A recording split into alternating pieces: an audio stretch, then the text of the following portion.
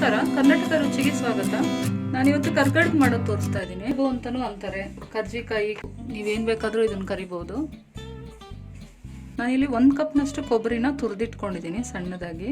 ಇಲ್ಲಿ 1 ಕಪ್ ಅಷ್ಟು ಕೊಬ್ಬರಿಗೆ 3/4 ಕಪ್ ಅಷ್ಟು ಸಕ್ಕರೆನೂ ಬೆಲ್ಲ ತಗೊಂಡಿದ್ದೀನಿ. ಬೆಲ್ಲ ಒಂದು ಸ್ವಲ್ಪ ತಗೊಂಡಿದ್ದೀನಿ, ರುಚಿಗೆ ಚೆನ್ನಾಗಿರುತ್ತೆ ಸ್ವಲ್ಪ ಬೆಲ್ಲ ಹಾಕೊಂಡ್ರೆ. 2 ಸ್ಪೂನ್ ಅಷ್ಟು ಎಳ್ಳು ತಗೊಂಡಿದ್ದೀನಿ. ಬಿಳಿ ಎಳ್ಳಾದ್ರೂ ತಗೋಬೋದು, ಕಪ್ಪು ಎಳ್ಳಾದ್ರೂ ತಗೋಬೋದು. 2 ಸ್ಪೂನ್ ಅಷ್ಟು ಗಸಗಸೆ ತಗೊಂಡಿದ್ದೀನಿ. ಈ ಕೊಬ್ಬರಿ 1 ಬಟ್ಲಿದ್ರೆ 1/4 ಬಟ್ಲಷ್ಟು ಕಡಲೆ ತಗೋಬೇಕು. 6 ಯಾಲಕ್ಕಿ ತಗೊಂಡಿದ್ದೀನಿ. ಇದು ನನ್ನ ಮಗನ ಕೈ, ಇದು ನನ್ನ ಮಗ ತೋರಿಸ್ತಾ ಇದ್ದಾನೆ. ಇವಾಗ ಇದರಲ್ಲಿ ನಾವು ಈ ಎಳ್ಳನ್ನು ಮತ್ತೆ ಗಸಗಸೆನೂ ಎರಡನ್ನೂ ಫ್ರೈ ಮಾಡಿಕೊಂಡು ಇದನ್ನೆಲ್ಲ ಮಿಕ್ಸಿಗೆ ಹಾಕೋಬೇಕು. ನಾವು ಕರ್ಗಡ್ಬು ಮಾಡ್ಕೊಳ್ಳೋಕೆ ಮೇಲ್ಗಡೆ ಬೈಂಡಿಂಗ್ ಮಾಡ್ಕೋಬೇಕಾಗುತ್ತೆ. ನಾವು 1 ಕಪ್ನಷ್ಟು ನಾನು ಮೈದಾ ತಗೊಂಡಿದ್ದೀನಿ. 1 ಕಪ್ ಮೈದಾಗೆ 4 ಟೇಬಲ್ ಸ್ಪೂನ್ ಅಷ್ಟು ಚಿರೋಟಿ ರವೆ ಹಾಕೊಳ್ಳೋಣ. ಇದಕ್ಕೆ 1 ಸ್ಪೂನ್ ಅಷ್ಟು ತುಪ್ಪ ಹಾಕ್ತಾ ಇದ್ದೀನಿ. 1-2 ಪಿಂಚಷ್ಟು ಉಪ್ಪು ಹಾಕೊಳ್ಳಿ. ಇವಾಗ ಇದನ್ನೆಲ್ಲ ಚೆನ್ನಾಗಿ ಮಿಕ್ಸ್ ಮಾಡ್ಕೊಳ್ಳೋಣ ತುಪ್ಪದ ಜೊತೆ. ಇದಕ್ಕೆ ಸ್ವಲ್ಪನೇ ನೀರು ಹಾಕ್ಕೊಂಡು ಚಪಾತಿ ಹಿಟ್ಟಿನ ಹದಕ್ಕೆ ಕಲಿಸ್ಕೊಳ್ಳೋಣ. ನೋಡಿ, ಈ ಕನ್ಸಿಸ್ಟೆನ್ಸಿ ಇರಬೇಕಿದು. ಒಳಗಡೆ ಸ್ಟಫಿಂಗ್ ರೆಡಿ ಮಾಡೋವರೆಗೂ ಇದನ್ನು ಮುಚ್ಚಿಟ್ಕೊಂಡ್ಬಿಡೋಣ. ನೋಡಿ, ನಾನೊಂದು ಬಾಣಲಿ ಇಟ್ಕೊಂಡಿದ್ದೀನಿ. ಇವಾಗ ಬಾಣಲಿ ಸ್ವಲ್ಪ ಕಾಯ್ದ್ಮೇಲೆ ಈ ಎಳ್ಳು ಮತ್ತು ಈ ಗಸಗಸೆ ಹಾಕ್ಕೊಂಡು ಸ್ವಲ್ಪ ಹುರ್ಕೊಳ್ತೀನಿ ಇದನ್ನು. ನೋಡಿ, ಇವಾಗ ಇದು ಚಟಪಟ ಅಂತ ಇದೆ. ಇವಾಗ ಇದನ್ನು ಆಫ್ ಮಾಡ್ಕೊಂಡ್ಬಿಡೋಣ. ನೋಡಿ, ನಾನು ಜಾರ್ ತಗೊಂಡಿದ್ದೀನಿ. ಇವಾಗ ಈ ಜಾರ್ಗೆ ಈ ಸಕ್ಕರೆ, ನಿಮಗೆ ಬೆಲ್ಲ ಬೇಡ ಅಂದರೆ ಬರೀ ಸಕ್ಕರೆಲ್ಲೇ ಮಾಡ್ಕೋಬೋದು. ಇಲ್ಲಿ ಬೆಲ್ಲ ಸಕ್ಕರೆ ಎರಡನ್ನೂ ಹಾಕಿದ್ದೀನಿ ಸ್ವಲ್ಪ. ಮತ್ತೆ ಈ ಕೊಬ್ಬರಿ ಹಾಕೊಳ್ಳೋಣ.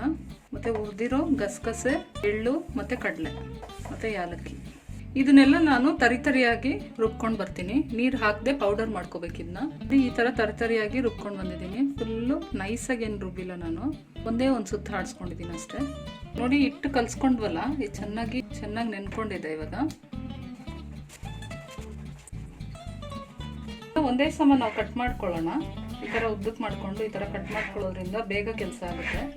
ಇವಾಗ ಒಂದೊಂದೇ ತೊಗೊಂಡು ನಾವು ರೋಲ್ ಮಾಡ್ಕೊಬಿಡ್ಬೋದು ಈಸಿಯಾಗಿ. ನೋಡಿ,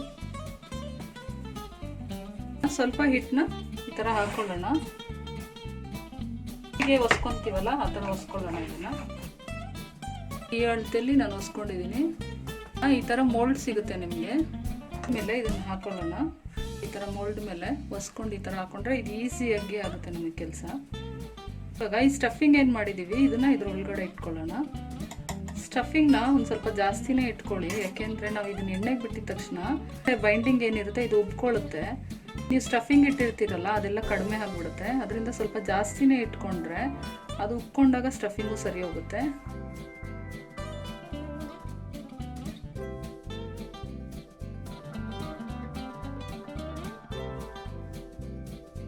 ಇದೇ ಥರ ನಾನೆಲ್ಲ ಮಾಡ್ಕೊಳ್ತೀನಿ. ಗಣೇಶನ ಹಬ್ಬಕ್ಕೆ ಇದು ತುಂಬ ಶ್ರೇಷ್ಠವಾಗಿರುತ್ತೆ. ಎಲ್ಲರ ಮನೆಯಲ್ಲೂ ಈ ಕರ್ಗಡ್ಬು, ಕರ್ಜಿಕಾಯಿ ಮಾಡೇ ಮಾಡ್ತಾರೆ. ಮೇಲ್ಗಡೆ ಕೋಟಿಂಗ್ ಸೇಮ್ ಇರುತ್ತೆ. ಒಳಗಡೆ ಸ್ಟಫಿಂಗ್ ಇಡೋದನ್ನ ನೀವು ಯಾವ ಥರ ಬೇಕಾದರೂ ಮಾಡ್ಕೋಬೋದು. ಕೊಬ್ಬರಿಲಿ ಮಾಡ್ಕೋಬೋದು, ಕೊಬ್ಬರಿ ಸಕ್ಕರೆ ಸ್ವಲ್ಪ ಯಾಲಕ್ಕಿ ಹಾಕಿ ಮಾಡ್ಕೋಬೋದು. ಇಲ್ಲಾಂದರೆ ಹುರ್ಗಡ್ಲೆ, ಕೊಬ್ಬರಿ, ಯಾಲಕ್ಕಿ, ಸಕ್ಕರೆ ಹಾಕಿ ಮಾಡ್ಕೋಬೋದು. ಇಲ್ಲಾಂದರೆ ಕಡಲೆಕಾಯಿ ಬೀಜ ಹುರಿದ್ಬಿಟ್ಟು ಅದರಲ್ಲೂ ಮಾಡ್ಕೋಬೋದು. ನೀವು ಸ್ಟಫಿಂಗ್ ಒಳಗಡೆ ಮಾಡೋದನ್ನ ನೀವು ಯಾವ ಥರ ಬೇಕೋ ನಿಮ್ಮ ಅನುಕೂಲಕ್ಕೆ ನೀವು ಮಾಡ್ಕೋಬೋದು.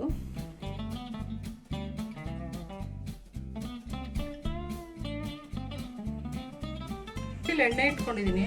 ಎಣ್ಣೆ ತುಂಬ ಕಾಯಬಾರ್ದು, ಸ್ವಲ್ಪ ಮೀಡಿಯಮ್ ಆಗಿ ಕಾಯಬೇಕು.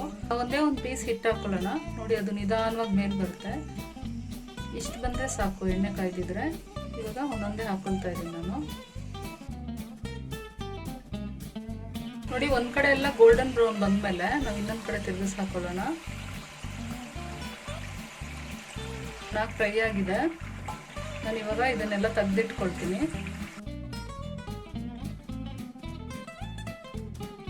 ನೋಡಿದ್ರಲ್ಲ ಫ್ರೆಂಡ್ಸ್, ಕರ್ಗಡ್ಬು ಮಾಡೋದು, ಕರ್ಜಿಕಾಯಿ ಮಾಡೋದು ತುಂಬ ಸುಲಭವಾಗಿ ಮಾಡ್ಕೋಬೋದು. ಈ ಗಣೇಶ ಹಬ್ಬಕ್ಕೆ ನೀವು ಮಾಡ್ಕೊಳ್ಳಿ ಇದನ್ನು. ಗಣೇಶನಿಗೆ ತುಂಬ ಶ್ರೇಷ್ಠ ಇದು. ಈ ರೆಸಿಪಿ ನಿಮ್ಗೆ ಇಷ್ಟ ಆಗಿದ್ರೆ ಲೈಕ್ ಮಾಡಿ, ಕಾಮೆಂಟ್ಸ್ ಮಾಡಿ, ನನಗೆ ಸಬ್ಸ್ಕ್ರೈಬ್ ಮಾಡಿ ನನ್ನ ಚಾನಲ್ನ. ಬೆಲ್ಲೈಕಾನ್ ಪ್ರೆಸ್ ಮಾಡೋದನ್ನ ಮರಿಬೇಡಿ. ನೀವು ಬೆಲ್ಲೈಕಾನ್ ಪ್ರೆಸ್ ಮಾಡೋದ್ರಿಂದ ನಾನು ಮಾಡೋ ಹೊಸ ರೆಸಿಪೀಸ್ ನೋಟಿಫಿಕೇಶನ್ ನಿಮಗೆ ಬರುತ್ತೆ. ಹಾಗೆ ನಿಮ್ಮ ಫ್ರೆಂಡ್ಸ್ ಆ್ಯಂಡ್ ರಿಲೇಟಿವ್ಸ್ಗೆ ಶೇರ್ ಮಾಡಿ ಫ್ರೆಂಡ್ಸ್. Thank you.